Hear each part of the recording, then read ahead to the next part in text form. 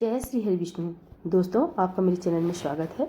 आज हम आपके लिए अथ पूर्णमासी व्रत की कथा लेकर आए हैं। तो दोस्तों, कथा पूरी सुनिएगा और प्लीज़ लाइक और सब्सक्राइब जरूर कर लीजिएगा। द्वापर युग में एक समय की बात है कि यशोदा जी ने श्री कृष्ण से कहा, हे कृष्ण, तुम सारे संसार के उत्पन्नकर्ता, पोषक तथा उसके संहार करता हो। आज कोई ऐसा व्रत मुझसे कहो जिसको करने से मृत्युलोक में स्त्रियों को विधवा होने का भय न रहे तथा वह व्रत सभी मनुष्यों की मनोवांछनाओं को पूर्ण करने वाला हो। श्री कृष्ण कहने लगे, हे माता, तुमने अति सुंदर प्रश्न किया है। मैं तुमसे ऐसे ही व्रत को विस्तार पूर्वक कहता हूँ। सौभाग्य की प्राप्ति के लिए स्त्रियों को द्वादशत अर्थात 32 पूर्णमासी का व्रत करना चाहिए। इस व्रत के करने से स्त्रियों को सौभाग्य संपत्ति मिलती है। यह व्रत अचल सौभाग्य देने वाला एवं भगवान शंकर के प्रति मनुष्य मात्र की भक्ति को बढ़ाने वाला है। यशोदा जी कहने लगी, हे कृष्ण, सर्वप्रथम इस व्रत को मृत्युलोक में किसने किया था, इसके विषय में सविस्तार मुझसे कहो।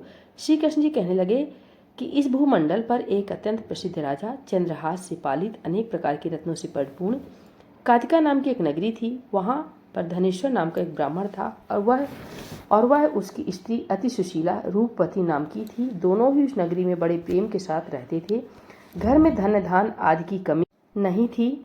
संतान न होने की वजह से उनको बड़ा दुख था। एक समय एक बड़ा तपस्वी योगी उस नगरी में आ गया।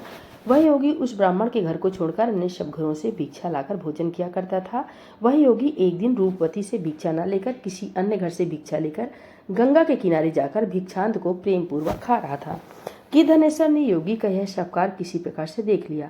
अपनी भिक्षा के अनादर से दुखी होकर धनेश्वर योगी से बोला, महात्मन, आप सब घरों से भिक्षा लेते हैं परंतु मेरे घर की भिक्षा कभी नहीं लेते, इसका कारण क्या है? योगी कहने लगा कि निपुत्री के घर की भीख पतितों के अन्न तुल्य होती है और जो पतितों के हाथ का खाना खाता है वह पतित हो जाता है। चूंकि तुम निपुत्र हो, अतः पतित हो जाने के भय से मैं तुम्हारे घर की भिक्षा नहीं लेता हूँ। धनेश्वर यह बात सुनकर अपने मन में बहुत दुखी हुआ और हाथ जोड़कर योगी के पैरों पर गिर पड़ा तथा आर्त भाव से कहने लगा, हे महाराज, यदि ऐसा है तो आप मुझको पुत्र प्राप्ति का उपाय बतलावे। आप सर्वज्ञ हैं, मुझ पर अवश्य यह कृपा कीजिए। धन की मेरे घर में कोई कमी नहीं, परंतु मैं पुत्र न होने के कारण अत्यंत दुखी हूँ। आप मेरे इस दुख को दूर करें, आप सामर्थ्यवान हैं। यह सुनकर योगी कहने लगा, हे ब्राह्मण, तुम चंडी आराधना करो। घर आकर उसने अपनी स्त्री से सब वृतांत कहा और स्वयं तप के निमित्त वन में चला गया। वन में जाकर उसने चंडी माता की उपासना की और उपवास किया। चंडी माता ने 16वें दिन उसको स्वप्न में दर्शन दिया और कहा, हे धनेश्वर, जा, तेरे पुत्र होगा, परंतु वह 16 वर्ष की आयु में ही मृत्यु को प्राप्त हो जाएगा। यदि तुम दोनों स्त्री पुरुष 32 पूर्णमासियों का व्रत विधि पूर्वक करोगे तो वह दीर्घायु हो जाएगा। अपनी शक्ति सामर्थ्य के अनुसार आटे के दिए बनाकर शिवजी का पूजन करना, परंतु पूर्णमासी तो 32 हो जानी चाहिए। प्रातःकाल होने पर इस स्थान के समीप ही तुमको एक आम का वृक्ष दिखाई देगा। उस पर तुम चढ़कर एक फल तोड़कर शीघ्र अपने घर चले जाना। अपनी स्त्री से सब वृतांत कहना। ऋतु स्नान के पश्चात वह स्वच्छ होकर श्री शंकर जी का ध्यान करके उस फल को खा लेगी। तब शंकर भगवान की कृपा से उसको गर्भ हो जाएगा। जब वह ब्राह्मण प्रातःकाल उठा तो उसे उस स्थान के पास ही एक आम का वृक्ष देखा जिस पर एक अत्यंत सुंदर आम का फल लगा हुआ था। उस ब्राह्मण ने उस आम के वृक्ष पर चढ़कर उस फल को तोड़ने का प्रयत्न किया, परंतु वृक्ष पर कई बार प्रयत्न करने पर भी वह चढ़ ना पाया। तब तो उस ब्राह्मण को बहुत ही चिंता हुई और विघ्न विनाशक श्री गणेश जी की वंदना करने लगा। हे दयानिधि, हे दया सिंधु, आपने भक्तों के विघ्नों का नाश करके उनके मंगल कार्य को करने वाले, दुष्टों का नाश करने वाले, रिद्धि सिद्धि के देने वाले, आप मुझ पर कृपा करके इतना बल देवें कि मैं अपने मनोरथ को पूर्ण कर सकूं।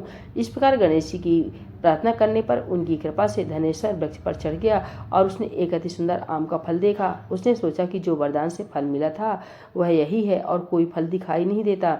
उस धनेश्वर ब्राह्मण ने जल्दी से फल को तोड़कर अपनी स्त्री को लाकर दिया और उसकी स्त्री ने अपने पति के कथनानुसार फल को खा लिया और गर्भवती हो गई। देवी जी के असीम कृपा से उसके एक अत्यंत सुंदर पुत्र उत्पन्न हुआ जिसका नाम उन्होंने देवदास रखा। माता पिता के हर्ष और शोक के साथ वह बालक शुक्ल पक्ष के चंद्रमा की भांति अपने पिता के घर में बढ़ने लगा। भवानी की कृपा से वह बालक बहुत ही सुंदर, सुशील और विद्या पढ़ने में बहुत ही निपुण हो गया। दुर्गा जी की आज्ञा अनुसार उसकी माता ने द्वादशा पूर्णमासी का व्रत रखना प्रारंभ कर दिया था, जिससे उसका पुत्र दीर्घायु बड़ी आयु वाला हो जाए। 16वें वर्ष लगते ही देवदास के माता पिता को बड़ी चिंता हो गई, कहीं उनके पुत्र की इस वर्ष मृत्यु न हो जावे। इसलिए उन्होंने अपने मन में विचार किया कि यदि वह दुर्घटना उनके सामने हो गई तो वे इसे कैसे सहन कर सकेंगे। अस्तु उन्होंने देवदास के मामा को बुलाया और कहा कि हमारी इच्छा है कि देवदास 1 वर्ष तक काशी में जाकर विद्या अध्ययन करे और हम उसको अकेला भी नहीं छोड़ना चाहते, इसलिए उसके साथ तुम चले जाओ और 1 वर्ष बाद इसको लौटा लाना। सब प्रबंध करके उसके माता पिता ने काशी जाने के लिए देवदास को एक घोड़े पर बैठाकर उसके मामा को उसके साथ विदा कर दिया, किंतु यह बात उसके मामा या किसी और से नहीं कही। धनेश्वर ने सपत्नीक अपने पुत्र की मंगल कामना तथा दीर्घायु के लिए भगवती दुर्गा की आराधना और पूर्णमासियों का व्रत करना आरंभ कर दिया। इस प्रकार 32 पूर्णमासी का व्रत पूरा किया। कुछ समय बाद एक दिन वह दोनों मामा और भांजा मार्ग में रात्रि बिताने के लिए किसी ग्राम में ठहरे हुए थे। उसी दिन गांव में एक ब्राह्मण की अत्यंत सुंदर, सुशीला, विदुषी और गुणवती कन्या का विवाह होने वाला था। जिस धर्मशाला के अंदर वर और उसकी बारात ठहरी हुई थी, उसी धर्मशाला में देवदार और उसके मामा ठहरे हुए थे।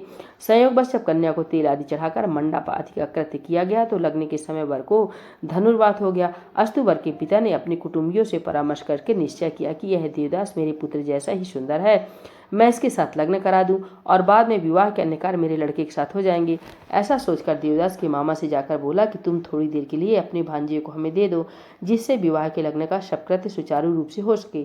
तब उसका मामा कहने लगा कि जो कुछ भी मधुपर्क आदि कन्यादान के समय वर को मिले वह सब हमें दे देना, तो मेरा भांजा इस बारात का दूल्हा बन जाएगा। यह बात वर के पिता द्वारा स्वीकार कर लेने पर उसने अपना भांजा वर बनाने को भेज दिया और उसके साथ विवाह कार्य शब रात्रि में विधिपूर्वक संपन्न हो गया। पत्नी के साथ वह भोजन न कर सका और अपने मन में सोचने लगा कि न जाने यह किसकी स्त्री होगी। वह एकांत में इसी सोच में गर्म निश्वास छोड़ने लगा तथा उसकी आंखों में आंसू आ गए। तब बधू ने पूछा कि क्या बात है, आप इतनी उदासीन व दुखी क्यों हो रहे हैं। तब उसने सब बात जो वर के पिता एवं उसके मामा में हुई थी उसको बतला दी।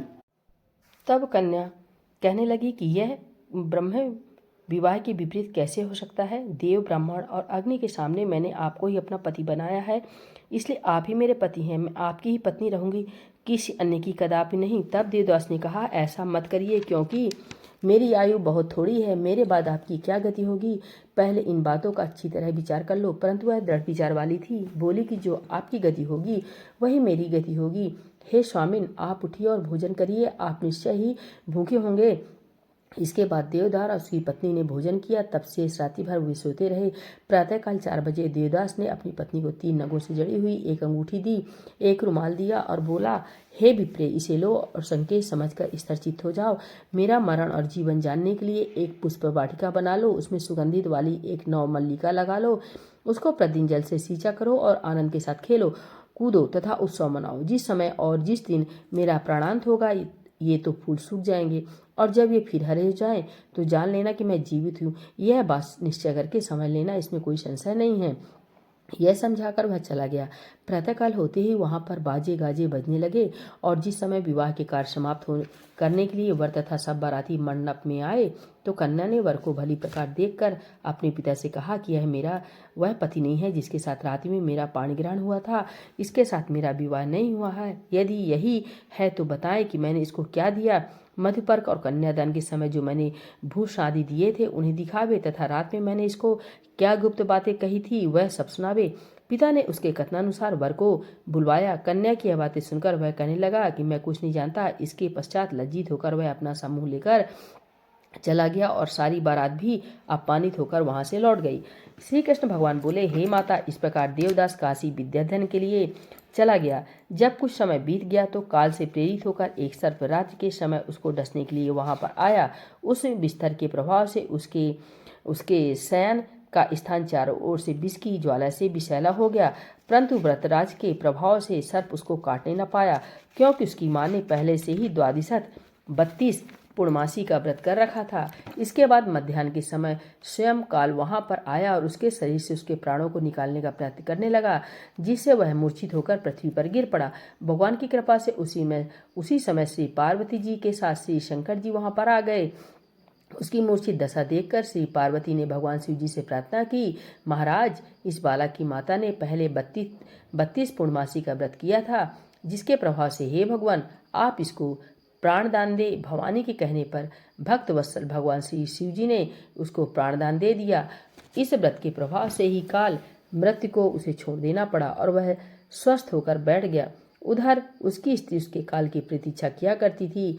जब उस पुष्प वाटिका में पत्र पुष्प कुछ भी नहीं रहे तो उसको अत्यंत आश्चर्य हुआ, और जब वैसे ही फिर से हरी भरी हो गई तो वह जान गई कि वह जीवित हो गए हैं। यह देखकर वह बहुत प्रसन्न मन में अपने पिता से कहने लगी कि हे पिताजी, मेरे पति जीवित हैं, आप उनको ढूंढिए।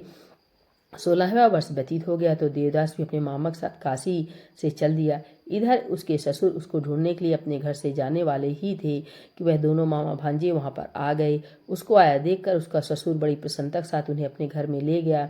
उस समय नगर के निवासी भी वहां इकट्ठे हो गए और सबने निश्चय किया कि अवश्य सी बाला के साथ इस कन्या का विवाह हुआ था। उस बाला को जब कन्या ने देखा तो पहचान लिया और कहा कि यह तो वही है जो संकेत करके गया था। तदुपरांत सभी कहने लगे कि अच्छा हुआ जो यह आ गया, और सब नगरवासियों ने खुशी मनाई। कुछ दिन पश्चात देवदास अपनी पत्नी तथा मामा के साथ अपने ससुर के घर से बहुत सा दान दहेज लेकर अपने घर के लिए चला गया।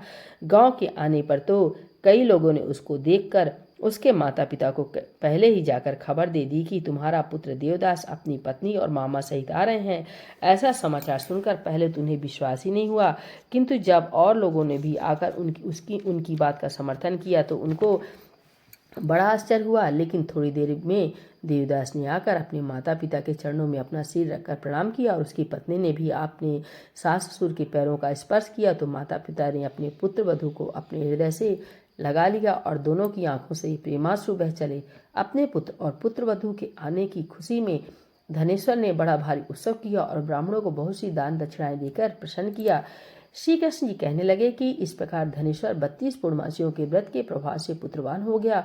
जो भी स्त्रियां इस व्रत को करती हैं वे जन्म जन्मांतर में वैधव्य का दुख नहीं भोगती और सदैव सौभाग्यवती रहती हैं। यह मेरा वचन है, व्रत में कोई संदेह नहीं जानता। यह व्रत पुत्र पौत्रों को देने वाला तथा संपूर्ण मनोकामनाओं को पूर्ण करने वाला है। द्वादशत 32 पूर्णमासियों का व्रत करने से व्रती की सब इच्छाएं भगवान शिव जी कृपा से पूर्ण हो जाती हैं। बोलिए भोलेनाथ भगवान की जय, श्री विष्णु भगवान की जय, पूर्णमासी भगवान की जय।